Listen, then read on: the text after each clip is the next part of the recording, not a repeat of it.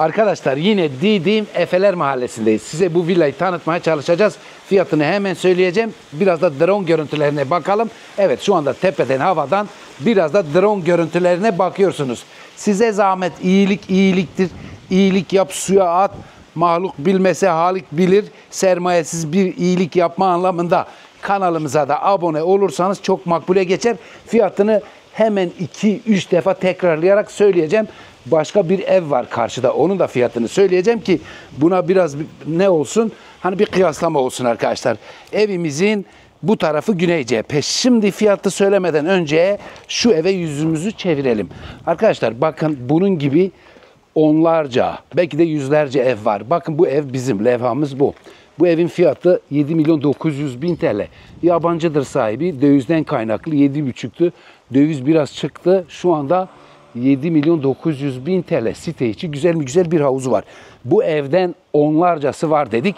Bu evin fiyatı nedir? 29.750.000 TL. 29.750.000 TL.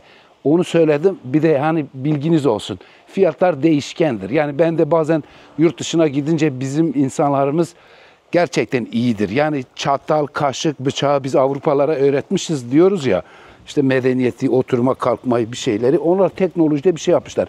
Buna ne demek istiyorum? Ben de bazen gidiyorum, İngiliz işte bisikletle geziyor. Bizimkiler Range Rover'la geziyor. Bu tercih meselesi. Hani siz de böyle o evden almak isterseniz onlardan yüzlercesi var. Ama bu evlerde işte bizim Türklerin tercih ettiği Range Rover anlamına getirdim. Ve 29.750.000 TL. Dönelim evimizin özelliklerine arkadaşlar. Arsa 500 metrekare, denize 2 kilometre yakınlıktadır. Muhtemelen diyorum 200 metreyi zorluyor. Yani 195 metrekare gibi bir kapalı alanı var. Güneş kırıcılığı var, havuzu var, kamelyası var, yerden ısıtması var. Çatı gizli çatı, akıllı full evdir. Dış cephede birinci kat silmesine doğal taşlar yapmışlar. Enerji kimlik belgesi var. Palmiye ağaçları var. Duvarlar neyle yapılmış? Taş duvarlarla yapılmış. Üstüne de perfojeler eklenmiş arkadaşlar. Çarşıya, pazara, okula da yakındır. Merkezi bir yerde. Burada kanalizasyon da var. Onu böyle beyan ettik. Şimdi dilersen böyle geri git ki böyle gitsen güneşi karşına alacağından ötürü o vesileyle böyle gidelim. O evleri o yüzden gösterdim. Hep böyle münazara savunma mekanizmasına geçmiş gibi size hitap ediyorum. Çünkü yorumlar geliyor. İnsanlar haklıdır. Her şey pahalı mı? Evet. Ancak bir ara ben, bu da havuz, bir ara ben bir doktora gitmiştim. Doktor büyük bir doktordu yani. Yani randevu zor alırsın. Baktım kendi telefonuma da baktım. Onun telefonuna da baktım. Benim son model bir telefon.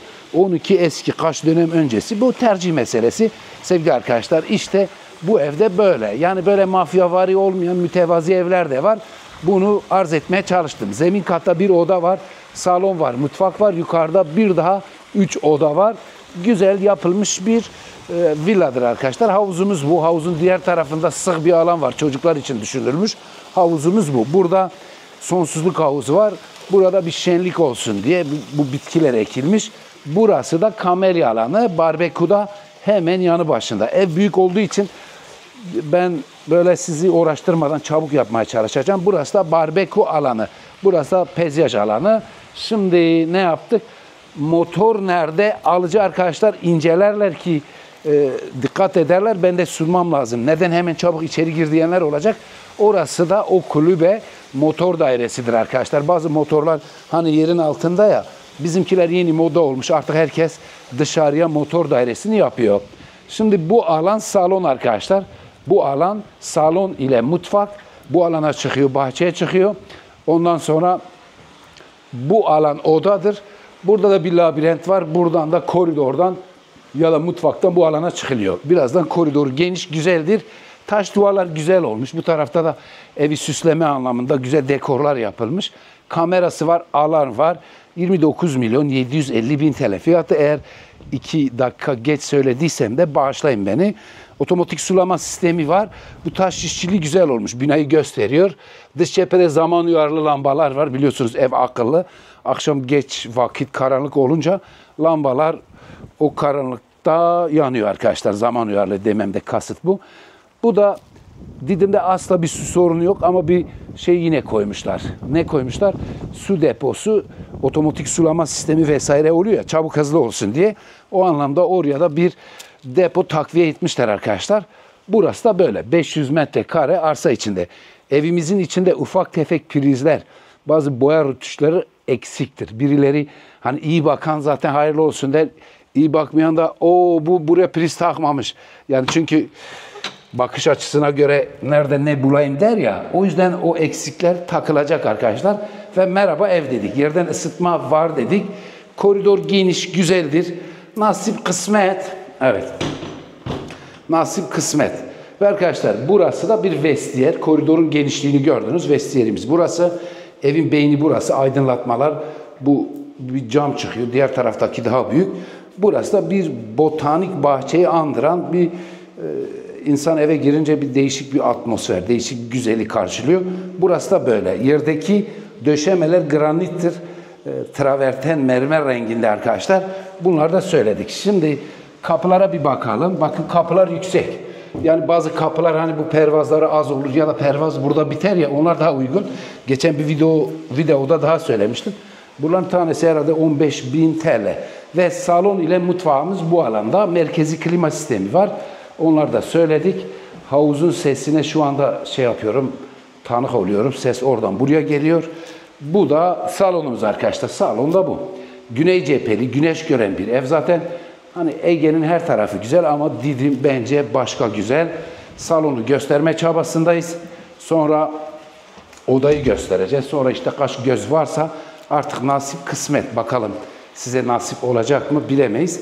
Salon bundan ibaret. Kimi açık mutfak istiyor, kimi ayrı mutfak istiyor. Burası açık mutfak arkadaşlar. Mutfak kullanışlı. Burası şişman bir buzdolabı yeri. Mikrodalgamız bu. Efendime söyleyeyim, yıkama yeri, bulaşık makinesi, ankasa seti. Bu da bir servis masasını andıran bir alan. Salondan, şu alandan da dilersek, bakın bu sürgülü kapıdan panjurlar kaldırılmış. Buradan da dilersek havuza gideriz arkadaşlar. Oradan da ne yaptık? Şimdi yüzümüzü çevirdik. Birinci odayı gösteriyoruz. Birinci odadan sonra ne yapacağız? Üst kata çıkacağız. Diğer odaları göstereceğiz. Karşıda ev gösterdim. Karşıda evi gösterdim. Yani 7,5, 8,5 milyon TL bandında onlarca dedim. Belki de yüzlerce ev var Didim'de. Onu da beyan edeyim. Bunun gibi de yüzlerce ev var. Bilginiz olsun. Bu da oda arkadaşlar. Oda metrekaresi. Güzel, gerçekten güzel. Kapı kalitesini gördünüz. Burada bittiyse banyoya bakalım. Banyomuzu da göstereceğiz. Sonra yukarı çıkacağız. El elden üstündür. İnsanoğlunun gözü doymuyor. Her şeyin en iyisini istiyor. Ve arkadaşlar burası da birinci banyomuz. Banyo yine geniş. Taşlar güzel. Efendim mesela klozet kapının arkasında. Günün birinde gelirseniz gelin bakın, hepsine bakalım. Öyle istişare yaparız. Ve merdivenden çıkıyoruz. Merdiven sağlıklı. Tam döner değil. Yorucu bir merdiven değil. Bazı merdivenler dönüyor ya. Böyle alan dar olduğu için haliyle merdiven de sıkıntılı oluyor ama bu merdivende rahat olun. Sağlıklı. 2 tane sağlığı var. Haş yüksekliği oldukça yüksek. Şimdi yüzümüzü çevirdik. Bu merdiven kovasını iyice gösterelim, tarayalım. Sonra o taraftaki odaya geçeceğiz. Bu da merdiven kovası arkadaşlar. Ön taraf yol. Kenarlar sonra işte arsalar var yani. Bu arka taraf, yan taraf, diğer taraf. Başkası da böyle ev yapacak. Buradaki arsalar hepsi 500 metrekaredir.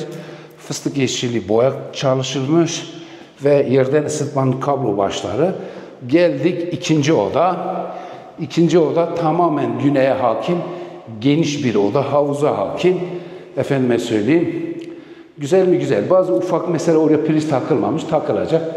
İşte üste takılmamış, ufak boya rötuşları var. Evet, belki de eşya döşerler bizimkiler. Ve arkadaşlar burası birinci oda. Birinci odamız bu. Birinci odanın içinde bir de bir banyomuz var. Evet. Bir de bir banyomuz var. Banyomuz da bu. Ve üçüncü odayı göstereceğiz. Sonra da ineceğiz aşağıya. Tekrar binayı bir tarayacağız. Bu da etli üçüncü oda arkadaşlar. Yerdeki taşlar güzel. Traverten menşeli gibi granit. Yatak başlarına işte bu ahşaplardan yapmışlar. Fıstık yeşili boya. Burası da böyle arkadaşlar. 4. odaya doğru göz atacağız, yol alacağız. Ondan sonra tekrar aşağı ineceğiz. Ve geldik 4. odayı gösterelim. 4. odadan önce bu banyoyu da göster. Evet. Yani 4 oda 3 banyo. 4 oda 3 banyo. Bunun altında da bir banyo vardı. Bu da evet. Bu da bizim 3. banyomuz. 4. odayı göstereceğiz. Balkonu göstereceğiz. Evet, bu da 4. oda arkadaşlar. 4. odayı da gösterelim. Sonra da yerinde bakmak daha iyidir. Artık takdir sizindir, nasip kısmet diyeceğiz. Burası da 4. oda. Şimdi 4. oda da bu. Evet, 4. odayı gösterdik. Şimdi buraya yüzümüzü çevirdik. Bu da güneye bakan balkonumuz. Balkondan havuza nazırız. İşte kamelya alanı. Karşıdaki ev bakın MKS yazmış bizim. O da İngiliz satıyor arkadaşlar. Mesela 7,5'tü. Şimdi 7,900 oldu. Dün videosunu çektik değil mi? Biz de paylaştık. Onun gibi onlarca ev var. Onlarca ev. Dolayısıyla ama ben tekrar diyorum içinde gidip en güzel evi bütün evler bu paraymış gibi değil. Ben de hani nasıl İstanbul'un güzel yerleri var ya gidersin bir daire alsan vallahi var. Ama bazen böyle ilgi çekici bu benim olsun nazara gelen yerler var ya işte onlar da nasip diyeceğiz. Yani herkese nasip olur mu? Onu da bilemeyiz arkadaşlar. Velhasılı kelam bu evler gelip geçiyor. Olursa iyi olur. Olmasa da neticede yapılacak bir şey yok. Bir de nasiptir. Ben bir videoda daha demiştim. Bari binaya karşı duralım ki biraz hem binaya baksınlar hem izleyiciyi tutalım. Bu nasiple ilgili benim yaşadığım. Yani bir ilmihal okumadım. Bir işte icmiadan ders almadım. Tecrübelerle. Şimdi bazen Mevlam öyle yapıyor ki tam çıkmaz yola girdiğin zaman bir Hızır yetişiyor. Gerçekten rahmetli annem diyordu ki sen diyor iyi niyetlisin. İp olur, kıl gibi olur, incelir ama kopmaz der. Mevlam sana hep bir kapı açar. Şimdi ben de bazen iş yapıyorum, çalışıyorum. Bakayım iş olmuyor. Çünkü o anda ihtiyacım yok. İhtiyacım olduğu zaman emin ol iş yaparım. Geçen bir arkadaş bir yer sattı. Ya emin ol bakın biz çok anormal çalışıyoruz. İzleyenler bilir. Çocuk efendi bir çocuk. Bir ihtiyaçları vardı, bir şey vardı. Bir yer sattı. Dedim ki bak Mevlam demiş ki ya bunun ihtiyacı var yani. Önce buna vereyim. Doğrusu yani ben öyle anladım ki öyledir. O yüzden nasiptir arkadaşlar. Vallahi nasipten öteye olmaz. Şimdi biz de böyle bazen videolar falan çekiyoruz da haktan hukuktan bahsedip birileri de bizi acaba diyor bu bir grubun değil doğru neyse biz onu zikrediyoruz. İşte evimiz bu. İnşallah ihtiyacı olan, villa hiç görmeyen, hayalinde böyle evler olan insanlar ama nasıl olacak diyenlerin olur. Çünkü hayal etmeyince gerçeği de olmuyor. Çünkü bir hayal edeceksin ki bir şey olsun. O yüzden inşallah en çok hak edenin olur. Kaç dakika oldu Can? 13,5. Fazla uzatmaya gerek yok. Tamam saygılar, hürmetler, iyi günler.